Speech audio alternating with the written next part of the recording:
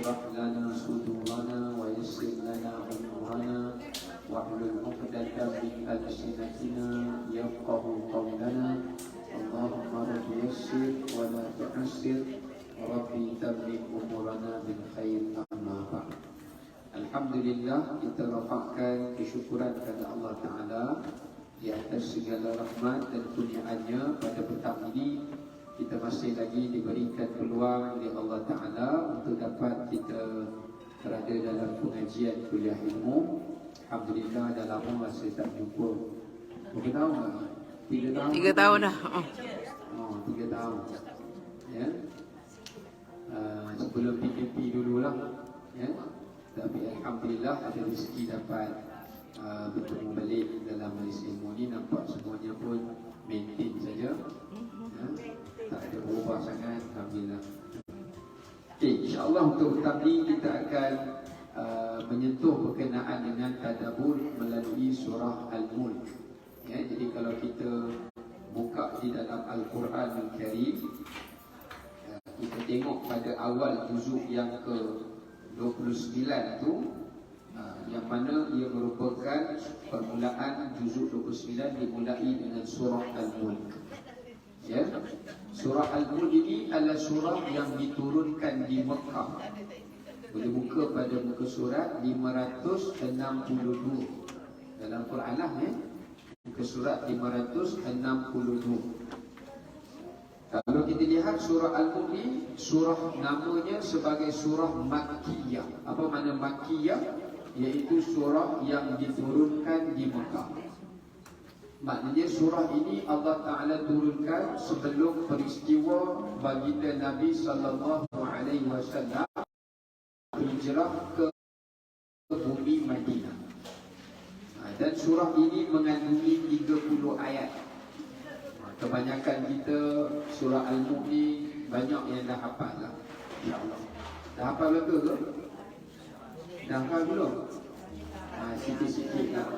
Kami sebenarnya hafal, tapi kalau Ustaz nak dengar kami baca, kami lupa lah, ya, jadi janganlah suruh kami baca. Baik. Jadi surah Al-Mulk kekuasaan Allah supaya manusia dapat membezakan di antara yang Tuhan dengan yang bukan Tuhan, supaya manusia dapat membezakan kerajaan Tuhan dengan kerajaan manusia. Itu antara topik utama kenapa surah ini diberi nama Al-Mulk. Jadi pilih betul-betul, ya, sebab bahasa Arab ni dia lebih kurang. Kalau Al-Malik namanya raja, kalau Al-Mulk kerajaan. Kalau bahasa Inggeris Al-Milk susu. Yang tu jangan ditukar pula. Yang tu milk lain. Jadi Al-Malik maknanya raja. Kalau Al-Mulk maknanya kerajaan, ya. Okay. Dan surah Al-Mulk ini juga diberi nama macam-macam lah. Ada ulama bagi namanya surah Tabaraka, ada namanya surah Al-Mulk, ya. Jadi ada bermacam-macam nama. Ada panggil surah surah Al-Mulk ni, ada yang ulama panggil namanya surah Munjiyah, ada yang panggil namanya surah Waqiyah. Jadi dia ada banyak nama. Sebab apa banyak nama? Sebab dia ada banyak kelebihan. Dia ada banyak kelebihan. Sebelum kita nak masuk dalam ayat ni, kita nak bawa dulu beberapa riwayat yang menyebutkan tentang fadilat surah ini. Yang pertama dalam hadis Nabi SAW yang diriwayatkan oleh Abu Hurairah radhiyallahu anhu, dalam riwayat Imam At-Tirmidzi, baginda bersabda, di dalam Quran ini ada satu surah. Ada satu surah yang mengandungi 30 ayat, 30 ayat. Dalam Quran ini ada satu surah yang mengandungi 30 ayat tepat kiraannya. Siapa yang membacanya akan diberikan padanya syafaat. Siapa yang membacanya akan diberikan padanya syafaat. Saya nak tanya, siapa tahu surah dalam Quran yang hanya ada 30 ayat apa? Ha? Surah apa? Ada lagi tak? Ha? Bawa sajadah. Dalam Quran, surah daripada 114 tu, yang hanya cukup 30 ayat, hanya ada 2 surah. Yang pertama surah As-Sajdah, yang kedua surah Al-Mulk. 2 surah ni saja. Surah lain kira lah takkan cukup tepat 30 ayat. Mungkin 30 lebih atau kurang daripada 30. Ya, 2 surah. Sebab tu sebelum Nabi SAW tidur, antara surah yang Nabi tak tinggal adalah surah As-Sajdah. Antaranya surah As-Sajdah. Baginda tidak tidur, kata sahabat, mereka baginda baca Alif Lam Tanzil. Alif Lam Tanzil itu surah Sajdah lah. Dalam riwayat lain menyebutkan tentang surah Al-Mulk. Tapi orang kita baca Al-Mulk saja, Sajdah dia tak baca. Sebab dia tertidur di atas sajadah. Kata sayang Syak tu dia penat, dia tertidur atas sajadah. Jadi surah tu dia tak baca lah. Ya, baik. Dalam riwayat yang lain disebutkan bahawasanya baginda menyatakan ada satu surah dalam Quran. Pertama kelebihan dia apa? Memberi syafaat. Syafaat bila tu? Syafaat di dalam kubur, syafaat di hari akhirat. Nombor 2, kelebihan surah ini disebutkan juga dalam hadis, khasamat an sahibiha. Surah Al-Mulk akan datang ketika berada dalam kubur atau di akhirat untuk menjadi pembela. Dia jadi peguam bela kita. Masa kita datang menghadap di mahkamah Allah, tak ada satu peguam melainkan semuanya akan didakwa. Walaupun kat dunia dulu dia pun peguam. Kerana mahkamah Allah ni, Allah tak benarkan sesiapa membela sesiapa, melainkan dia kena bela diri dia sendirilah dengan amalan-amalan soleh. Tapi salah satu pembela yang akan datang di hari akhirat adalah surah Al-Mulk. Lepas tu dalam satu hadis saya pernah baca, ada sahabat Nabi Abdullah bin Abbas dan seorang lagi, zaman dulu, zaman Nabi SAW, kubur ni mereka rata. Dia tak ada naik zilkar pun tak ada. Jadi sebagian sahabat tak tahu di situ adalah kubur. So mereka berhenti, mereka beristirahat, duduk atas kubur tu sebab tak tahu di situ kubur. Sedang mereka duduk, mereka dengar bacaan surah Al-Mulk. Lalu mereka tanya teman-teman mereka, kamu ada baca ke tak? Kamu ada baca tak? Kamu ada tak? Habis tu bacaan ini daripada mana? Maka akhirnya mereka balik. Masa tu mereka ada misi peperangan kecil. Mereka cerita. Maka Nabi SAW jawab, itu adalah surah Al-Mulk yang sedang membela tuannya di dalam kubur. Maknanya kalau kita duduk dalam kubur-kubur ni kan sunyi, mana ada apa-apa hiburan. Jadi dan tak ada apa-apa teman. Jadi salah satu peneman itu adalah surah Al-Mulk. Ya, kita. Dalam riwayat dari Ibnu bagi disebut hiyat mani'ah. Surah ini surah yang mani'ah, surah yang munjiah. Mani'ah ni maknanya penghalang, munjiah ni maknanya penyelamat. Daripada apa? Daripada azab kubur. Daripada azab kubur. Tapi ibu-ibu sekalian kena bezakan. Dalam kubur ni ada 2. Satu fitnah kubur, satu lagi azab kubur. Kena beza tu. Jangan keliru. Azab lain, fitnah lain. Fitnah kubur macam mana? Fitnah kubur ni macam soalan malaikat. Itu fitnah kubur. Ma rabbuka wa ma nabiyuka. Itu fitnah kubur. Fitnah kubur lagi ni apa? Duduk dalam kubur gelap. Itu fitnah kubur. Fitnah kubur lagi ni apa? Sempit. Itu fitnah kubur. Kalau azab kubur, kubur tu ditukar jadi api neraka. Lubang ketuhak api neraka. Ada ular, ada tumpul besi. Yang tu azab. Tapi baca surah Al-Mulk bukan berarti malaikat tak tanya kita. Jangan salah faham. malaikat tetap datang tanya, "Marabbuka?" Jangan pula jawab, saya baca surah Al-Mulk dulu. Dia mana baca? Tapi itu fitnah kubur, bukan azab kubur.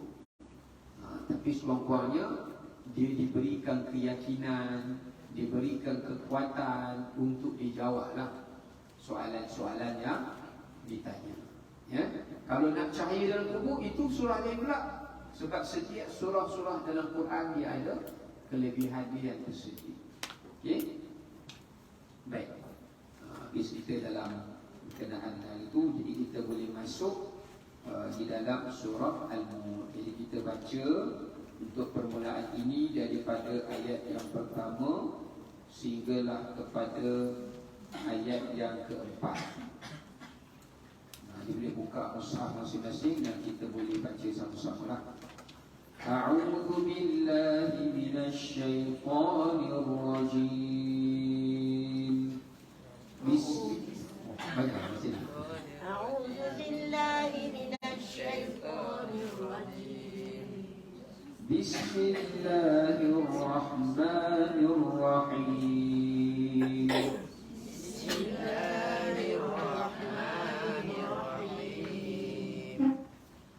Tabarakalladzi biyadihil mulku wa huwa ala kulli syai'in qadir. Tabarakalladzi biyadihil mulku wa huwa ala kulli syai'in qadir. الذي خلق الموت والحياة ليبلوكم أيكم أحسن عملا. الذي خلق الموت والحياة ليبلوكم أيكم أحسن عملا. وهو العزيز الغفور. وهو العزيز الغفور. الذي خلق سبع سماوات طباقا.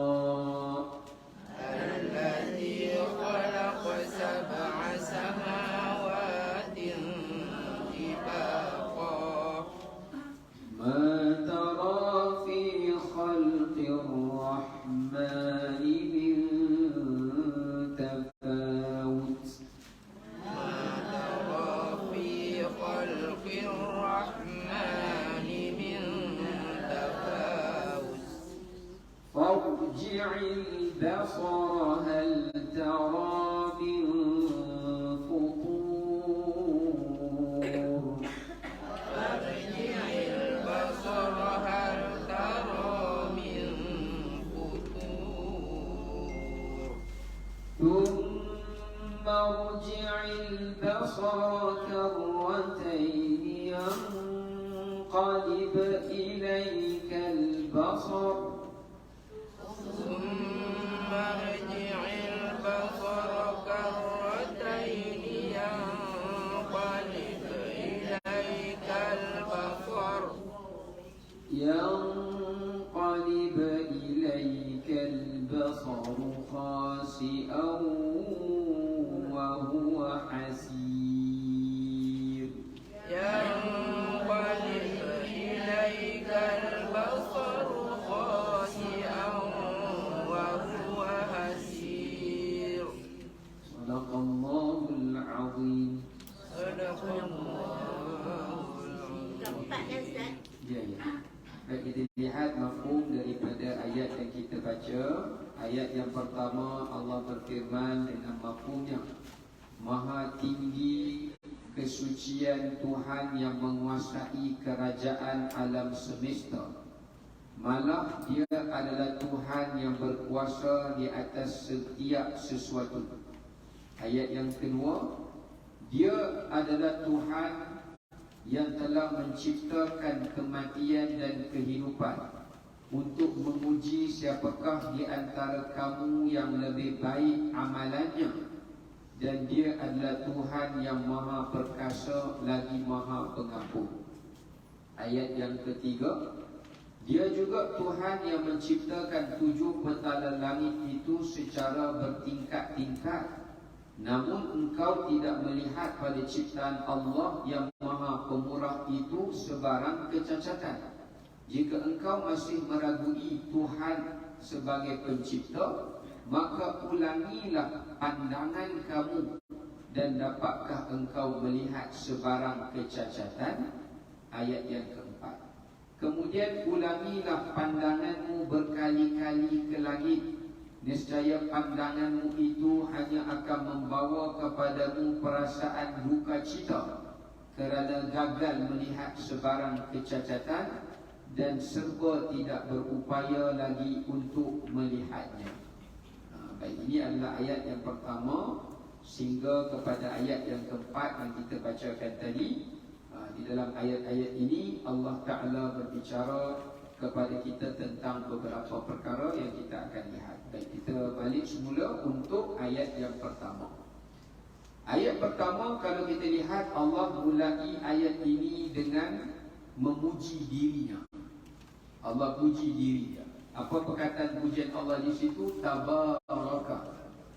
Tabaraka ni dalam bahasa Arab, yang pertama saya sebut tafsir ringkas tu, nanti kita pergi kepada pengajaran.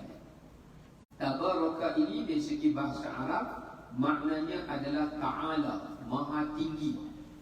Pertama, Allah Ta'ala memuji ketinggian dirinya dan ketinggian kerajaannya. Ya, maknanya Allah Ta'ala mensifatkan dirinya Tuhan yang Maha Tinggi.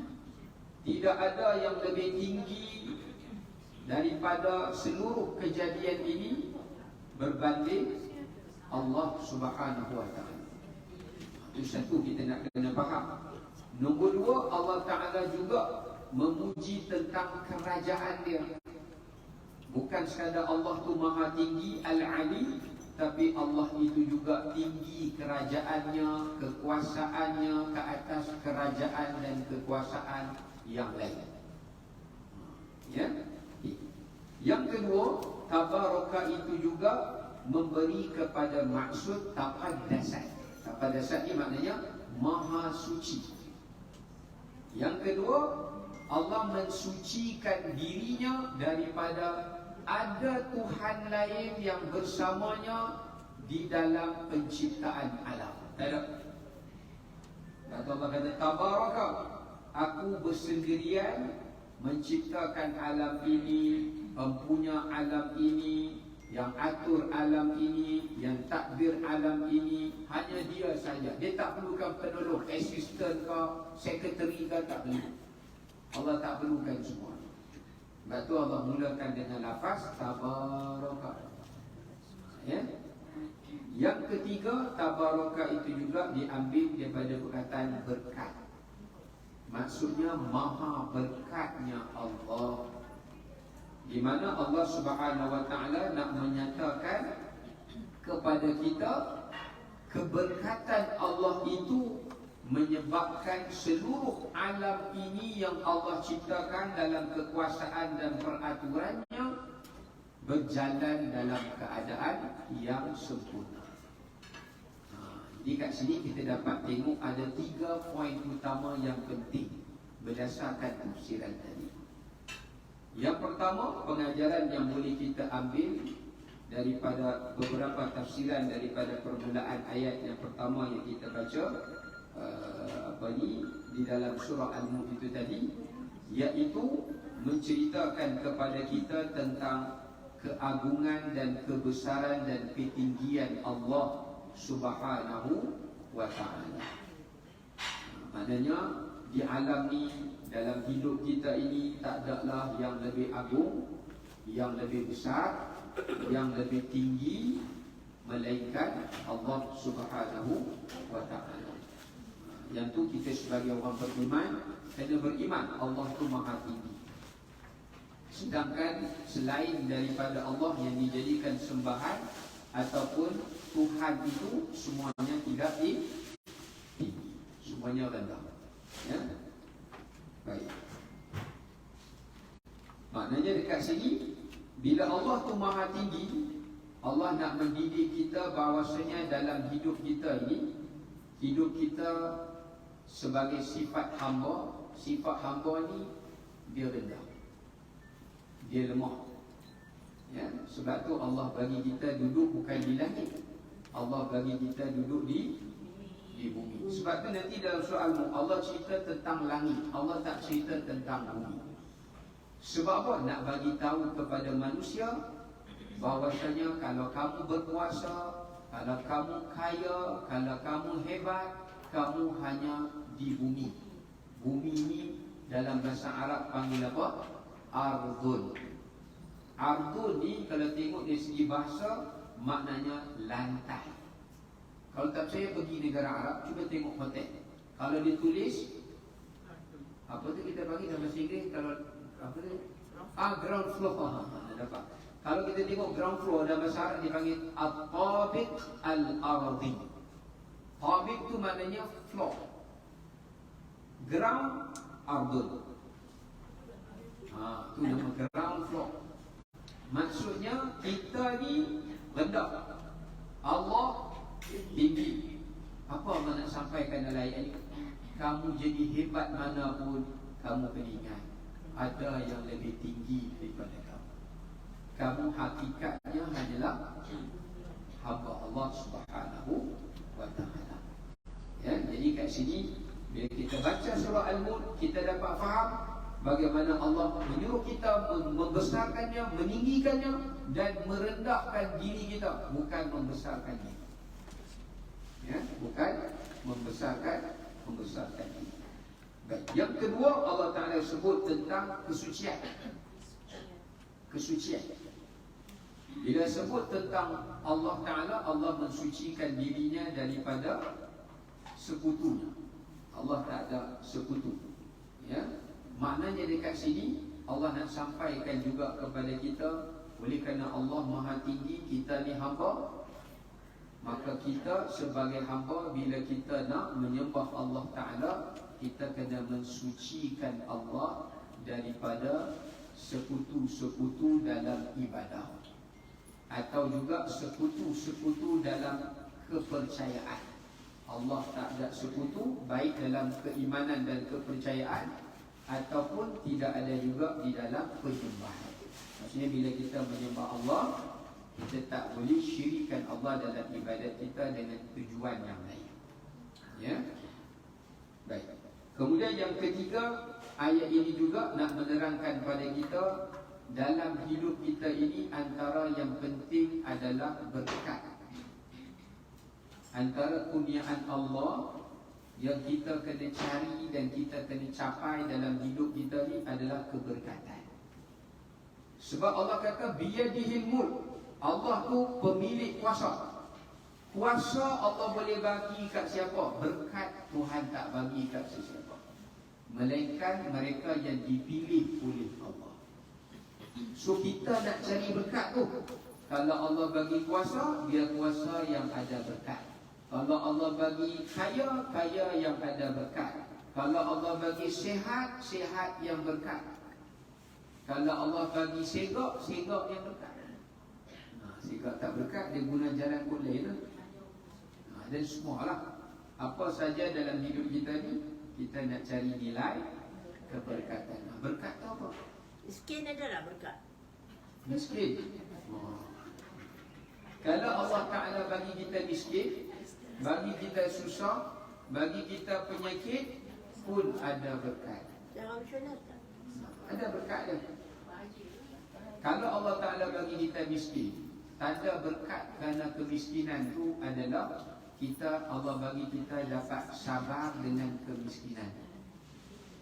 Kita tak persoal Tuhan ni pasal apa, ni orang lain boleh dapat rezeki banyak, pasal apa saya tak boleh. Dia tak persoal Tuhan. Itu tanda berkat lah hidup dia. Ya, maknanya kemiskinan tu tak bawa dia jadi kufur. Oh, saya tak boleh ni, saya macam mana pun tak boleh tahan dengan miskin ni. Saya sanggup jual agama saya, sanggup jual iman saya kerana saya nak jadi kaya. Ini orang tak ada berkat. Jadi sebab tu, baik dia sakit, sakit tu boleh jadi berkat juga kepada dia. Apa maksud saya tanya tadi tu? Apa makna berkat? Itu kita nak kena faham. Berkat maknanya kebaikan, al-khair. Berkat tu maknanya kebaikan. Cuma kebaikan ni ada yang Tuhan bagi bertambah-tambah, ada yang Tuhan bagi dia kekal. Maknanya kebaikan tu kekal untuk dia, tak bertambah pun. Ada orang Allah bagi kebaikan, tapi kebaikan dia bertambah-tambah. Kedua-duanya berkat. Ada orang miskin, kekal miskin, tapi kebaikan sentiasa bersama dengan dia. Ada orang kaya, kekayaan dia bertambah, tapi setiap kali bertambah kekayaan dia, bertambah juga kebaikan dia. Ada ni contoh yang berkat tu. Yang tak ada berkat tambah dosa. Ya? Bertambah seiring dengan keberkatan itu tadi. Ya? Baik, itu antara pengajaran yang kita ambil. Yang kedua, pengajaran yang boleh kita ambil juga, bahwasanya kuasa ini adalah milik Allah, dan Allah boleh memberi kepada sesiapa yang dia kehendaki, dan dia boleh ambil daripada sesiapa yang dia kehendaki. Kita akan selalu baca antara zikir lepas maghrib. Birit-birit lah, kita panggil birit lepas maghrib. Antara yang kita baca, Qulillahumma malikal mulki tu'til mulka man tasha, wa tanzi'ul mulka mimman tasha, wa tu'izzu man tasha, wa tudhillu man tasha, biyadikal khair, innaka ala kulli syai'in qadir. Allah kata, katakanlah wahai Muhammad, Allah Ta'ala itu memberi kuasa pada siapa yang kehendaki, dan dia ambil kuasa daripada sesiapa yang dia kehendaki, dan dia memuliakan sesiapa yang dia kehendaki, dan dia menghinakan sesiapa yang dia kehendaki. Tapi yang pentingnya apa di ujung ayat Allah kata, biyadikal khair. Yang kita nak cari bukan kuasa tu, bukan kemuliaan tu. Yang kita nak cari kebaikan di sebalik tu. Allah Ta'ala kata, Allah pesan kepada kita. So maknanya dekat sini Allah cerita tentang surah Al-Mulk kepada Nabi SAW ketika itu Nabi duduk di Mekah. Masa Nabi SAW duduk di Mekah, Nabi ada kuasa tak? Tak ada. Nabi tak ada kuasa. Nabi tak ada kuasa. Bahkan masa turun surah Al-Mulk, orang Islam ditindas, orang Islam diseksa. Allah bawa turun surah ni hadiah kepada Nabi SAW. Untuk apa? Untuk Allah bagi tahu kat Nabi SAW, kuasa yang ada di tangan Quraisy itu kami akan rampas balik, dan kami akan bagi dan serah kepada kamu, wahai Muhammad, dengan syarat. Apa syarat dia? Dan ayat yang Allah cakap, dengan syarat pertama, kamu meletakkan Allah itu adalah yang tertinggi dalam urusan kamu. Kalau kamu letak dunia dalam urusan kamu, kuasa itu akan hilang, akan berpindah milik kepada orang lain. Nampak? Yang kedua, kamu mesti beriman kepada Allah. Jangan syirikkan Allah. Sebab Allah sucikan dia tadi. Dia hanya akan berikan kuasa kepada hamba-Nya yang beriman. Contohnya kalau kita baca dalam ayat Quran, Allah Ta'ala sebut, Annal arda yarithuha ibadiyas salihun. Bumi ini Allah akan wariskan kepada hamba-hambanya yang salih. Tapi ada orang tanya saya, tapi kalau kita tengok macam bukan orang baik, kan? Macam bukan orang baik, dia menguasai bumi ini. Yalah, sebab apa bukan orang baik yang menguasai? Sebab yang baik itu sikit. Ya, yang baik itu sikit. Sebab itulah akhir zaman nanti, masa Nabi Isa turun, orang baik itu dah banyak, Allah bagi balik kekuasaan itu kepada orang-orang yang beriman. Ya, baik. Yang ketiga syarat dia kebaikan. Buat kebaikan. Orang yang berbuat kebaikan, itulah hakikat yang sebenar orang yang diberikan kuasa oleh Allah.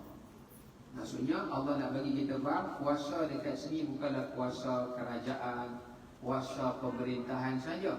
Tapi kalau orang tu boleh sucikan Allah, orang tu boleh taat pada Allah, orang itu boleh sentiasa berbuat kebaikan dan kebajikan, itulah antara sifat orang yang diberikan kuasa oleh Allah, iaitu kuasa untuk dia melawan nafsu dia, kuasa mujahadah dia untuk dia lawan nafsu dia, dan kuasa yang Allah beri kekuatan kudrat kepada dia untuk melawan syaitan, Tapi Allah akan berikan kuasa kerajaan itu juga kepada mereka yang jaga 3 benda ini, iaitu yang meletakkan ketinggian agama Allah, yang kedua beriman pada Allah, yang ketiga adalah mereka yang berbuat kebaikan dan tidak berbuat maksiat dan kezaliman. Baik. Sebab itulah di hujung tu Allah Ta'ala sebut Allah itu berkuasa di atas setiap sesuatu. Maksudnya Allah boleh bagi kuasa, bukan sahaja Allah boleh memberi kuasa, tapi Allah berkuasa di atas setiap ciptaannya. Kita tengok ayat yang kedua. Pada ayat yang kedua, Allah Subhanahu Wa Ta'ala menerangkan sifat kuasa Allah. Apakah bentuk-bentuk kekuasaan Allah itu? Yang pertama, kekuasaan Allah itu adalah Allah berkuasa dengan Ia menciptakan kematian. Tanda Allah berkuasa, tanda Allah Maha Tinggi, tanda Allah itu suci, Dia hakikat sebenar Tuhan, kerana Dia menciptakan kematian. Apa maksud dia kat situ? Maknanya Allah nak bagi tahu semua kejadian yang hidup, sama ada yang bernyawa atau yang tak bernyawa, yang diciptakan oleh Allah itu semuanya akan mati. Dia ada tempoh, dia ada ajal, dia ada tempoh, dia akan fana, dia akan binasa. Dia akan binasa. Yang tu yang pertama Allah Ta'ala nak sebutkan. Maknanya orang berkuasa macam mana pun mati juga, hebat macam mana pun mati juga, kaya macam mana pun mati juga, miskin macam mana pun mati juga, dia akan mati. Sebab Allah Ta'ala letakkan dalam hidup kita ni ada limitasi, ada limit. Betul dalam Quran Allah kata likulli ummatin ajal. Setiap kejadian itu ada tempoh. Bila sampai tempohnya maka matilah. Apa pun bila sampai tempohnya, dia ada tempoh expired date, dia tempoh penutup, tempoh pengakhiran, bagi kehidupan dia. Yang tak terikat dengan tempoh itu siapa dia? Allah SWT. Sebab dia ciptakan benda itu. Dia yang menciptakan kematian dan tempoh itu. So makna katanya dekat sini pengajaran Allah nak bagi tahu kepada kita cara untuk kita kembali kepada Allah Subhanahu Wa Taala, nak meletakkan ketinggian Allah dalam kehidupan dan mensucikan Allah dan sentiasa mentaati Allah dalam berbuat ketaatan. Salah satu jalan dia adalah mengingati kematian. Sebab itu dalam ayat ni Allah sebut mati dulu sebelum hidup. Kita ni hidup dulu ke mati dulu? Ke mati dulu baru hidup? Ke hidup dulu baru mati? Hidup dulu baru mati. Hidup dulu baru mati. Yang Jadi original. dalam ayat ni Allah sebut mati dulu baru hidup. Zaman Nabi, zaman kita kita. Sebenarnya ada orang tanya saya soalan tu, kenapa Allah sebut mati dulu? Kita bukan hidup dulu ke? Ada banyak sebab. Antaranya Allah sebut mati dulu sebab kita semua asalnya tiada. Bila tiada maknanya apa? Mati kan? Bila Allah adakan kita baru kita hidup. So ada ulama tafsir itu, asal kita ni tak ada, lepas tu Tuhan bagi ada kita. Jadi asal kita matilah sebab tak ada. Lepas tu Allah bagi kehidupan baru kita ada. Ada yang kata kenapa Allah sebut mati dulu? Sebab Allah nak tekankan kepada kita peringatan tentang kematian. Sebab orang yang ingat mati saja akan berjaya dalam hidup dia. Tapi kalau orang yang gagal ingat kematian, dia akan gagal di dalam kehidupannya. Itu ada sebab juga ulama uraikan kenapa Allah menyebut mati dulu berbanding hidup yang kemudian. Sebab Allah Ta'ala nak menyuruh kita banyak mengingati kematian. Sebab salah satu cara untuk kita ingat kepada hari akhirat, ingat kepada hari pembalasan, ingat untuk membuat bekalan dan penyediaan amalan, salah satunya adalah dengan mengingati mati. Bertepatan dengan hadis Nabi SAW, di mana baginda bersabda kepada kita, "Aktsiru min dzikri hadimi al-ladzat." Banyaklah kamu untuk mengingati perkara-perkara yang memutuskan kamu daripada kelazatan, ya, yang memutuskan kamu daripada kelazatan. Maka bila sahabat bertanya, apakah itu ya Rasulullah? Maka Nabi SAW jawab, iaitu zikrul maut. Ya, kamu banyak untuk mengingati kematian. Ya, kamu banyak untuk mengingati kematian. Bahkan para ulama juga menyebutkan berdasarkan kepada hadis yang kita bacakan ini, dalam riwayat yang lain baginda bersabda, fa innahu man dzakarahu ahadun fi dhiqil 'aish illa wasa'ahu 'alayhi wala fi si'ah illa dhiquhu 'alayhi. Ada yang menyebutkan dalam riwayat yang lain, siapa yang banyak ingat kematian, kesempitan hidupnya di dunia akan jadi lapang.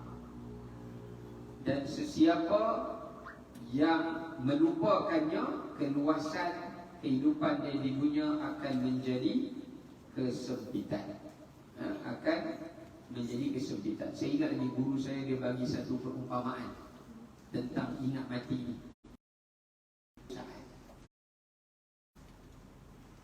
Guru cakap, bulan 2 ni, sekian-sekian hari bulan, kita ada periksa. Guru cakap awal lagi ni, masa bulan-bulan masuk, ingatnya kita belajar, akhir tahun kita ada exam. Exam ni menentukan kamu gagal, dibuang sekolah, ataupun kamu boleh sambung belajar lagi. Dan begitu ke anak murid saja. Anak murid pun, relax lah, akhir tahun lambat lagi.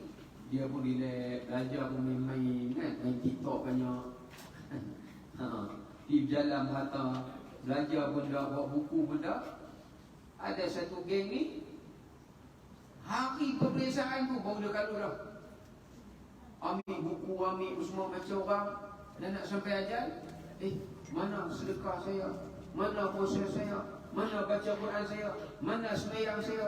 Dia baru sibuk ni. Tak boleh. Kalau dia boleh buat pun tak cukup makan, nak lulus pun tak lepas. Tapi kalau orang tu, dia ingat setiap kali, tiap-tiap bulan, makin dekat dia nak sampai waktu exam, makin dahsyat dia punya belajar. Latihan dia makin bagus. Bila sampai hari exam, agak-agak dia berbeluh. Dia takut tak? Tak takut. Tak. Tak buku, senyum, masuk medan peperiksaan, jawab dengan tenang, keluar dulu. Macam itulah beliau kata, kalau orang yang ingat mati, dia dah susun, dia dah rancang amalan-amalan untuk menuju kematian. Bila sampai ajal, dia dah tak takut, dia tak sedih, dia tunggu kematian. Siapa kat sini dah tunggu kematian? Angkat tangan. Kita semua tunggu. Boleh? Tak kisahlah mati ni kan? Betul ni? Jadi 30 dah saya kena tunggu dah. Ya, lah memanglah. Tapi ada orang 30, saya lagi Ustaz, amalan tunggu budak kan? Mesti dia fikir anda juga. Kan confident dah terima. Segalanya takdir, serahkan pada takdir. Ya, baik. Jadi maknanya dekat sini menunjukkan pada kita, dengan mengingati kematian itu, kita boleh membuat persediaan menghadapi mati. Ya, persediaan menghadapi kematian. Baik. Ya. Ada soalan ke? Banyak dia umpan ni. Okey. Maka disebabkan tadi itu, apakah amalan-amalan yang perlu? Bukanlah banyaklah amalan kita cakap, semua amalan lah kita kena buat. Tapi apakah bentuk persediaan yang perlu kita rancang untuk menghadapi kematian tadi. Sebab Allah Ta'ala ingatkan kepada kita tentang kematian ini.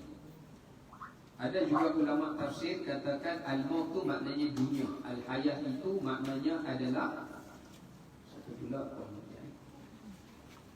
Alamak, dunia yang akhirat.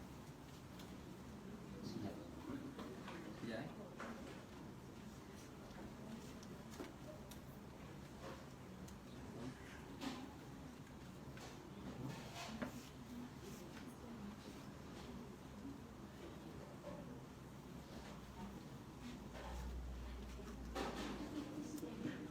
Okay, baik. Namun di sana ada beberapa persediaan yang perlu kita buat untuk kita menghadapi kematian. Di antaranya adalah Nabi SAW sekali pengakhiran yang baik. Akhirat. Inilah hadiah anugerah Allah yang terindah dalam hidup kita. Semua khatimah tak? Ya, bukan kacik Fatimah. Ya, Husnul Khatimah. Dah umur macam ni tak payahlah kacik Fatimah. Tapi dia fikir lagi kacik Fatimah tu happy lah. Kita dah fikir Husnul Khatimah tu.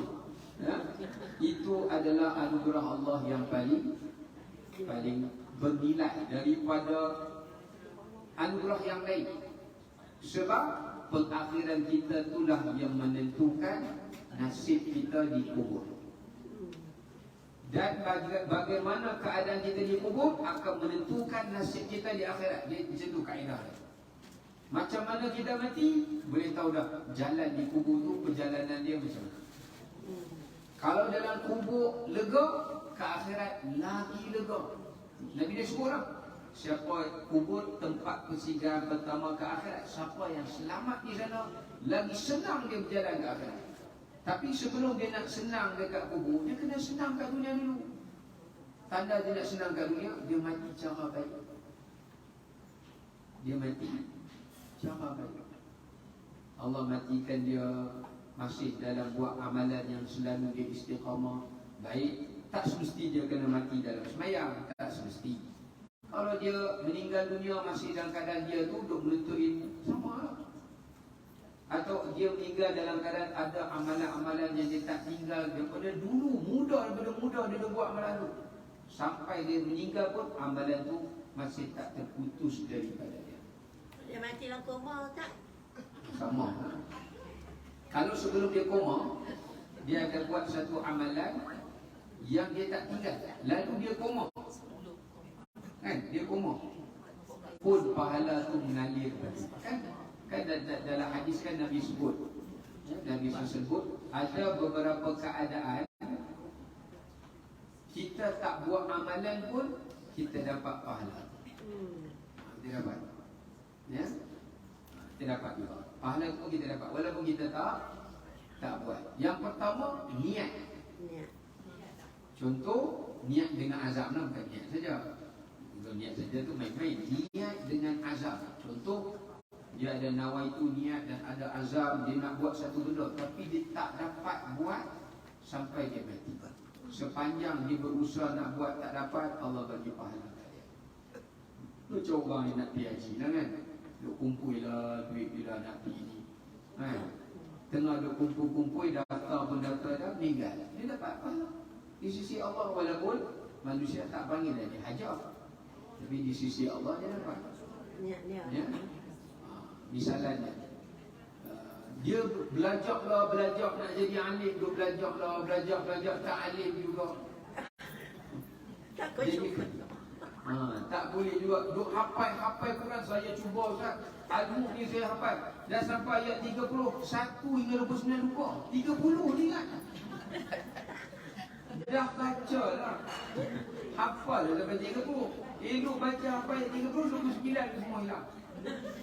Allah susah lah, tapi dia usaha. Allah bagi juga. Kalau dia mati dalam keadaan penghafal Quran. Sebab niat dan azam tu ada. Tapi bukan jadi main-main. Saya ingin niat nak satu ke sudah baca pula. Itu kabut. Itu majlis. Ya. Baik. Yang kedua, orang yang sakit. Tapi dengan syarat sebelum dia sakit dia buat amalan. Lepas tu dia jatuh sakit. Bila dia jatuh sakit, Allah Subhanahu Wa Taala tetap memberikan pahala kepadanya yang dia buat amalan itu sebelum dia sakit. Sebelum dia sakit. Yang ketiga, ketika dia ditimpa musibah. Apa-apa musibah, kemiskinan. Contohlah dia masa dia ada duit yang sedekah. Mai miskin ni tak larat dah, tak mampu dah lah. Tak boleh lah nak bagi. Hanya fikir untuk survival diri dia. Dapat pahala. Tapi dengan syarat sebelum tu dia buat lah. Kalau sebelum tu dia tak buat, tak dapat lah. Itu yang disebut ajrun ghairu mamnun. Pahala yang tak putus-putus. Ya, pahala yang tidak terputus-putus. Ya. Yang keempat Yang keempat adalah orang yang bermusafir. Orang yang bermusafir, tadi orang yang kena musibah, ada halangan, ataupun orang yang bermusafir pun dapat pahala kerana dia bermusafir.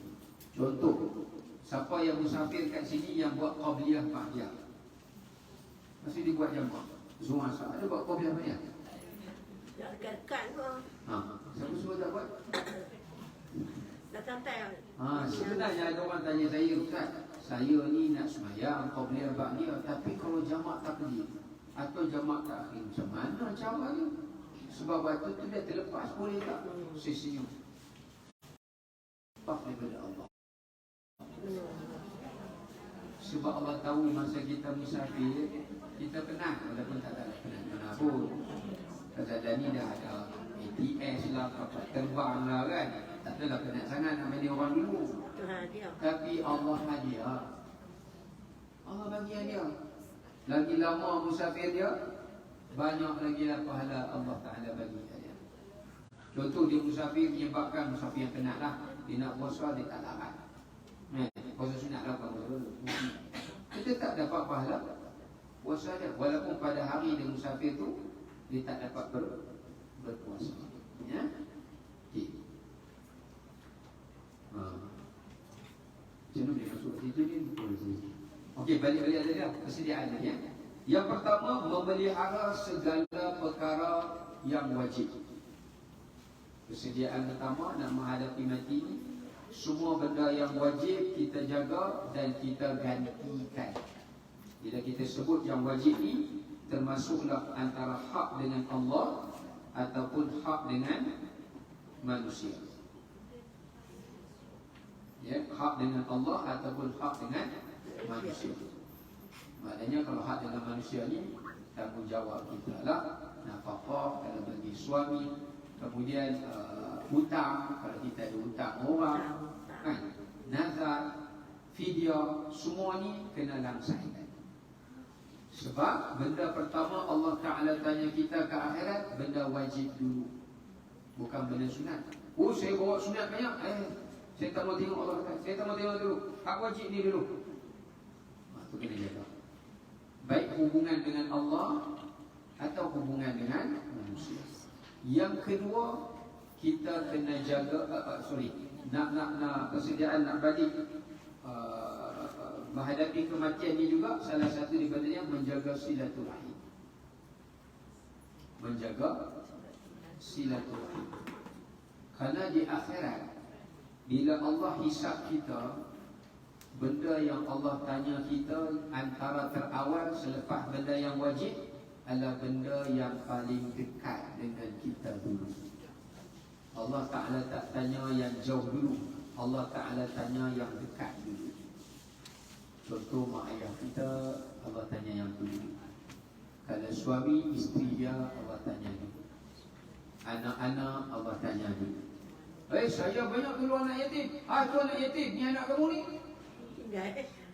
Duk sibuk belah anak yatim, anak sendiri tak jaga, Allah tanya dia. Ataupun anak sendiri dia jaga, dia ada anak saudara, anak saudara dia susah, dia punya lah sibuk pergi tolong tu orang kat mana halau, punya jauh luar negara, anak saudara dia makan tak cukup, dia tak tolong, Tuhan tanya yang dulu.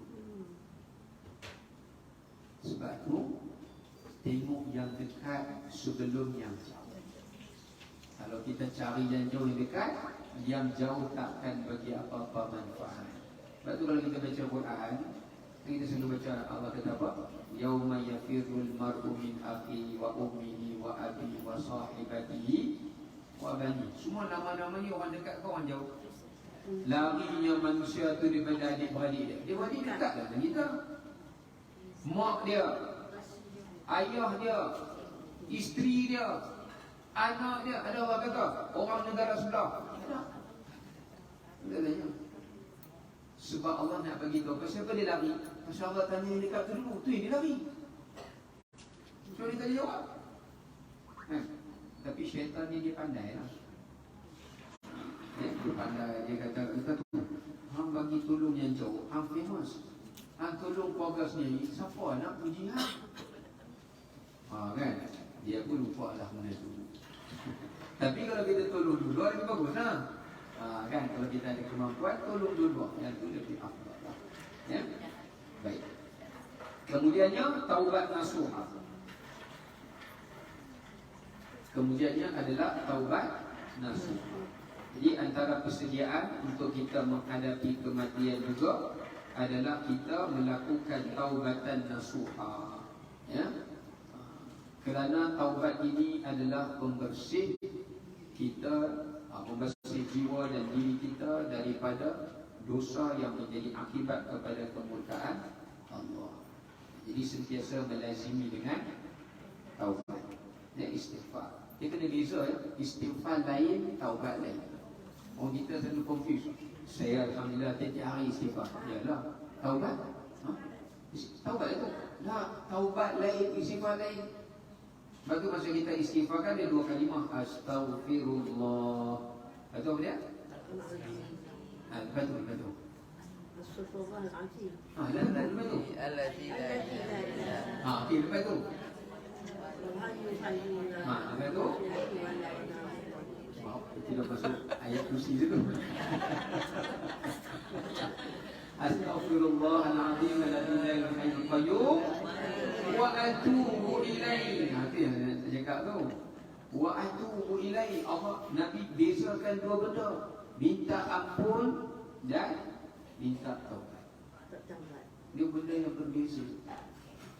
Apa beza dia? Istighfar kita minta Allah Ta'ala hapuskan dosa kita dan tutup jalan yang bawa kepada dosa. Itu makna istighfar.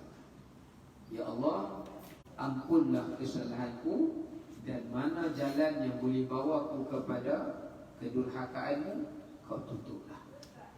Jauhlah. Kena doa komplit tau tak? Dah komplit dah doa tu. Komplit lah. Itu dia komplit. Kalau Astagfirullahaladzim saja, itu tak masuk taubat. Kalau taubat, maknanya setiap kali kita minta ampun Allah ampunkan tu, dosa yang kita minta Allah ampunkan tu, kita kena tinggal. Kita kena menyesal. Dan kita kena azam tak mengulanginya. Barulah istighfar kita tu berguna dan bermanfaat. Kalau kita cakap istighfar, taubat tu kita tak buat, dia macam duit palsu. Duit palsu. Duit bukan jahit. Duit palsu. Kita tengok dia bernilai, tapi bila kita nak membeli, dia tak ada nilai. Tak laku lah. Ya. Suatu ulama kata istighfar yang perlu padanya istighfar di atas istighfar. Sebab dia cakap minta ampun, tapi dia duk buat lagi dosa yang dia suruh Tuhan ampun. Ini macam duit palsu. Dia balik ke akhirat, istighfar tu dia bawa, Allah letak atas timbangan, Allah jadikan seperti debu yang berterbangan. Tak ada nilai. Saya istighfar banyak ya Allah, tak ada dosa saya pun hilang. Sebab ni duit palsu, istighfar palsu. Tak boleh. Kalau kita nak baca penghulu istighfar tu, Allahumma anta rabbi la ilaha khalaqtani wa ana abduka. Macam mana? Kalau kita baca tu, kelebihan dia 3 kali pagi, 3 kali petang. Jadi kita kalau kita baca yakin, maka Allah Ta'ala akan masukkan kita dalam syurga. Itu kelebihan dia. Tapi itu bukanlah bererti kita tak boleh taubat. Faham tak? Tapi dengan asbab baca tu adalah jalan yang Allah akan permudahkan kita untuk masuk syurga tu. Tapi kalau kita tak taubat, dosa tu tidak terhapus. Kena sebut dosa. Dia bukan kena sebut dosa. Bayangkan dosa tu yang kita buat tu, kita minta Allah ampunkan dosa tu. Dan kita kena tinggalkan lah. Kena tinggalkan. Ya? Tak. Setiap kali nak sebut astagfirullah tu kena bayang dosa tu lah. Tak. Macam nak.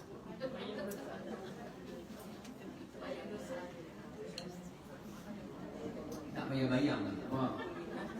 Kalau kita minta, sebab bila nak bayang satu kali panjang pula sekali lah. Banyak sangat.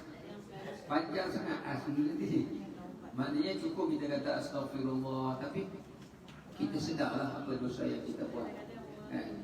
Yang mana mungkin benda tu kita tak tahu apa benda tu dosa, Allah Ta'ala yang tahu. Jadi kita minta Allah Ta'ala ampunkan semua dosa yang kita tahu atau yang kita tak Tak tahu. tuduh kan.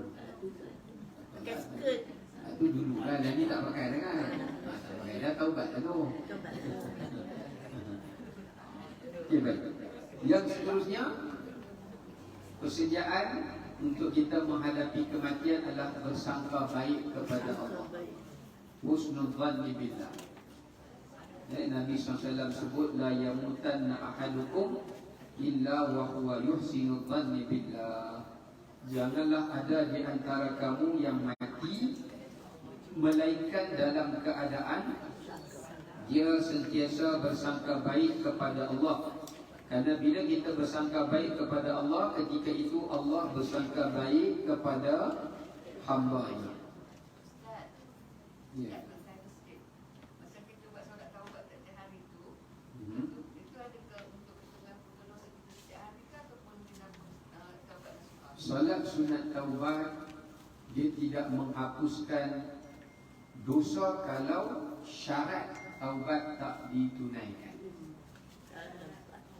Syarat taubat mesti ditunaikan. Solat sunat taubat hanya sebagai nilai tambah kepada kesungguhan kita untuk bertaubat. Faham? Contoh, dia menyesal, dia berazam, dia tak ulang. Lepas tu dia buat solat sunat taubat. Barulah sahnya, berkesannya taubat dia. Kalau dia buat solat taubat 1000 kali pun, nyesal tak ada, rasa benci kat dosa pun tak ada nilai. Dia balik macam tadi lah, semayang macam duit palsu lah. Tapi walau bagaimanapun, semayang ni dia boleh menghapuskan dosa kecil lah. Kalau dia buat dosa kecil dia gugur lah, tapi dosa besar tak. Ya, sebab istighfar, semayang sunat taubat, Allah tahu, tak boleh sebut. Ya, bahkan ulama mengatakan Allah tidak menyukai kalau kita sebut dosa-dosa kita di hadapan Tuhan. Allah tak suka. Ya Allah, aku dulu curi. Ya Allah, aku dulu. Allah tak suka. Allah hanya suruh kita cakap, ya Allah, ampunkan dosa-dosa. Cukup. Apa dosa tu Allah tahu. Sebab kadang-kadang kita dah sebut pun ada yang kita tak tahu benda itu dosa. Kalau nak kira yang sebut tu saja, tak kira Allah ampunkan yang sebut, tak sebut tu, kena bawa balik sekali nak akhirat. Tak payah nak pula minta kan.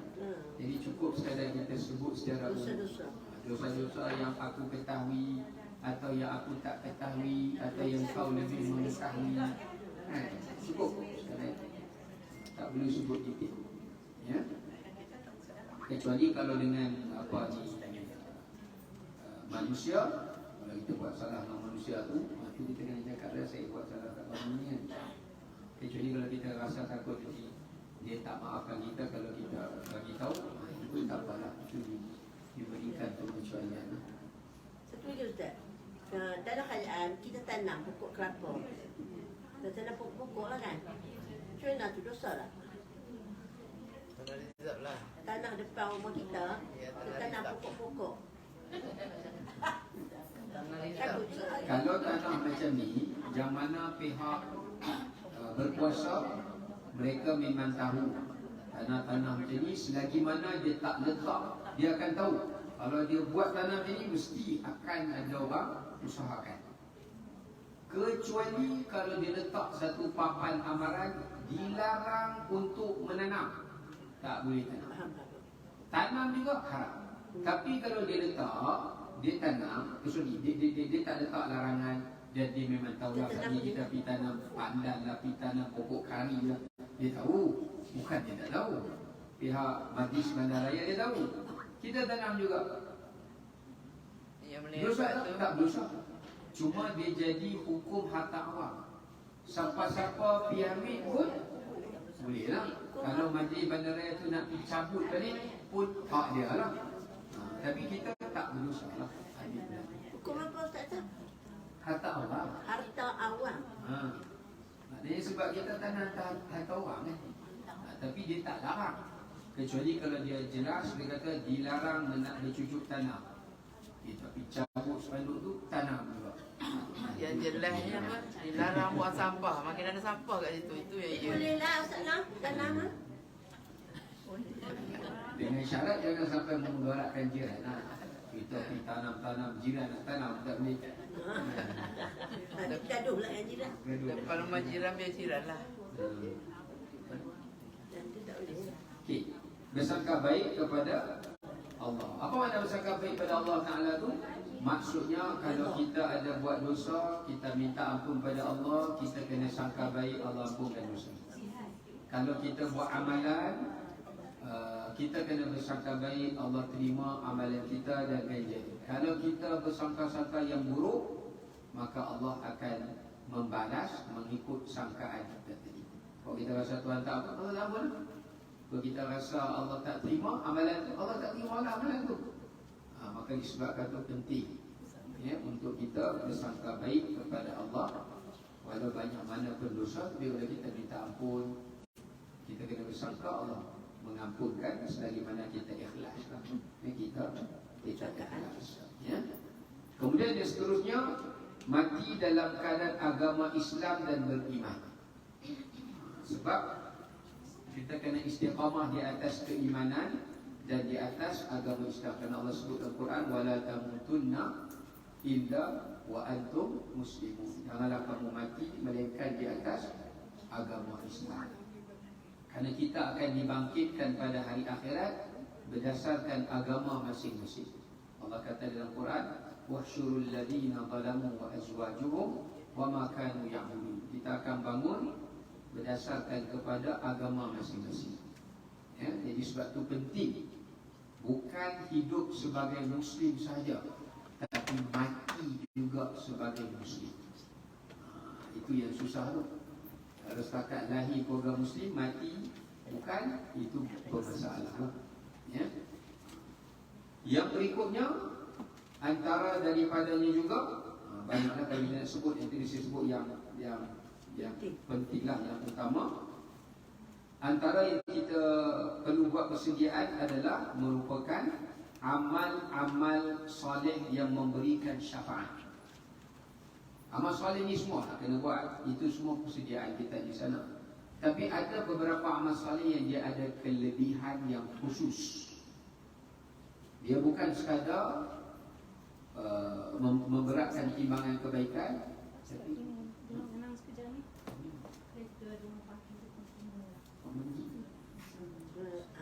kereta hitam. Kereta hitam parking depan rumah. Depan rumah sebelah. Depan rumah Kereta sebelah. hitam. Kita CRV, HRV. HRV hitam.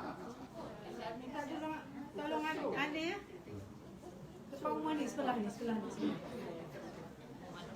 Binalik. Apa dia?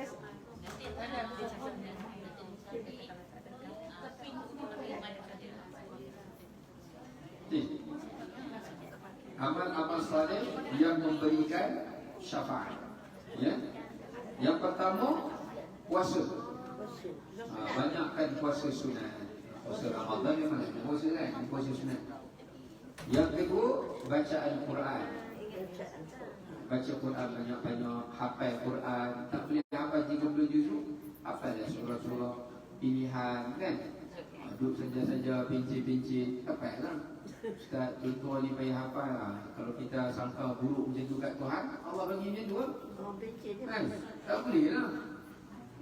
Patutnya sangka baiklah, ya Allah mudahkan aku nak menghafal, aku yakin aku boleh hafal. Allah bagilah mudah. Ni tak ada apa-apa lagi tua dah, apa yang nak. Memang susah nak dapat hafal tu.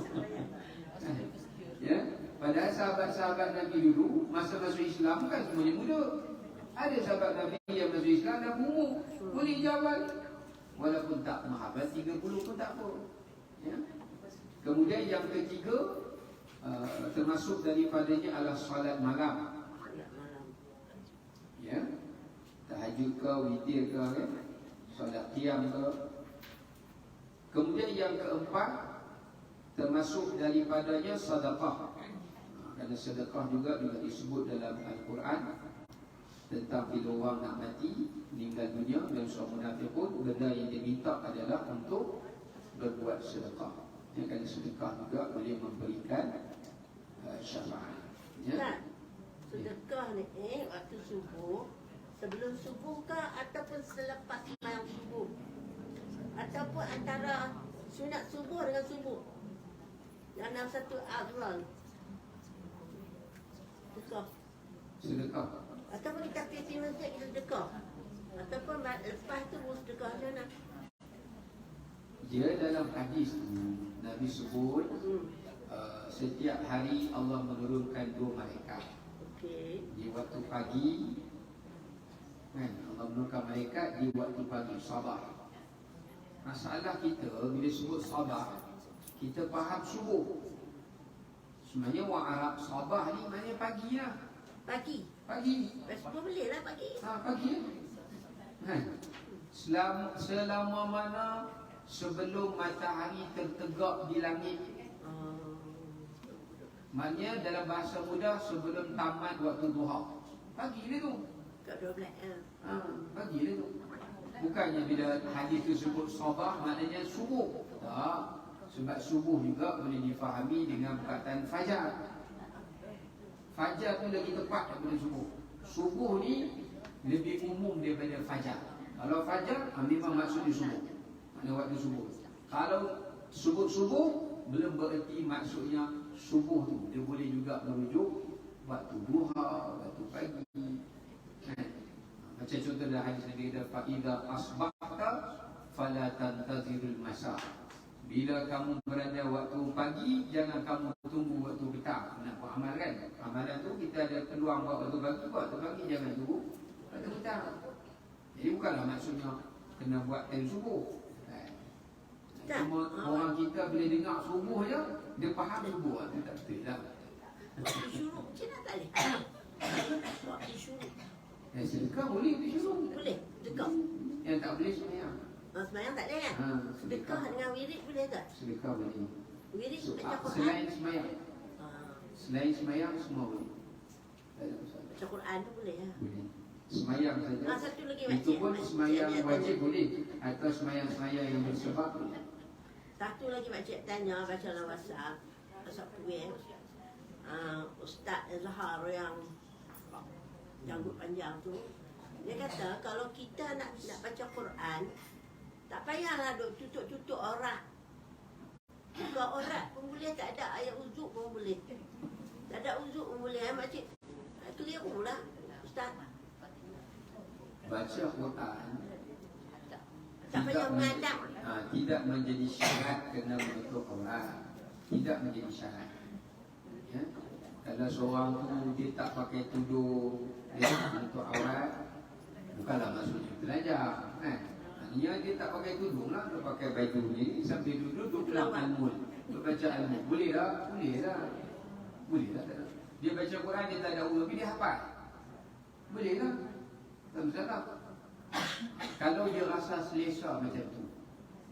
Ya, sebab ada setengah orang kalau dia nak kena pergi ambil wuduk, sekali dia nak pergi ambil pakai yang apa ni, tudung dia nak pakai stokin, Dosin. Dia rasa macam setengah awal lah, saya tak kata semua. Dia rasa macam susah. Susah. Jadi dah kali jadi malas nak baca. Rumit. Yang rumit jadi malas baca. Sebenarnya boleh saja dia baca. Ya, tak Dia menjadi kata, satu kesalahan. Ustazah tu kata okey lah tu ya. Kecuali kalau nak cerita bab adab lah. Kalau bab adab dia nak proper, dia bagi dia benda tu tak rumit, tak apa lah. Tapi bukanlah menjadi syarat macam tu. Ya, bukanlah menjadi syarat. Boleh, tak ada masalah. Keluasan tu diberi. Ya. Okey. Kemudian kita sebut tadi adalah berkenaan dengan sedekah, ya. Okey. Selain daripada itu juga, daripada sedekah itu juga antara amalan yang memberikan syafaat adalah ilmu. Ilmu yang bermanfaat. Ya, ilmu yang bermanfaat. Dan yang terakhir adalah anak yang soleh atau zuriat yang soleh. Ini di antara beberapa perkara yang perlu kita sediakan untuk menghadapi kematian. Sehingga kita tahu tadi boleh. Nanti dulu sampai situ nanti kita sambung sikit lagi untuk sambungan ayat ini. Panjang lagi. Sebab saya nak uraikan berkenaan dengan ahsanu amalan, ya, iaitu amalan-amalan yang terbaik. Ya. Baca lepas. Ada soalan setakat tu?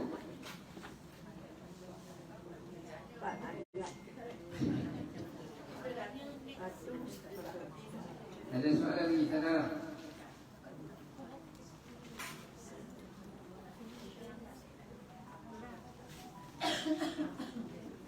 Soalannya? Selalu mak ni yang rajin soalan. Selalu mak ni yang rajin tanya soalan. Kurang-kurang ni lah dia. Jadi sama hidup kita. Itu tu saya maksudnya dosa besar dan dosa Kuat kecil sikit. macam mana? Solat sunat taubat ni dia digalakkan untuk kita buat setelah setiap kali kita bertaubat. Sama ada untuk dosa besar atau untuk dosa kecil. Dia kata kalau kita buat satu dosa, itu kita taubat pada Allah Ta'ala, kita ambil wudu, kita buat solat sunat. Itu cara taubat yang paling orang kata apa? Tepat lah. Maknanya lepas kita tinggal dosa tu, kita pergi ambil wudu, kita buat solat-solat taubat dan kita istighfar. Kita petition taubat, solat-solat taubat dan istighfar. Sama ada untuk dosa besar ataupun untuk dosa kecil. Itu pelengkap lah, kita panggil pelengkap kepada taubat. Okey. Allah Ta'ala, insyaAllah kita akan sambung pada kelas kita akan datang. Assalamualaikum warahmatullahi wabarakatuh.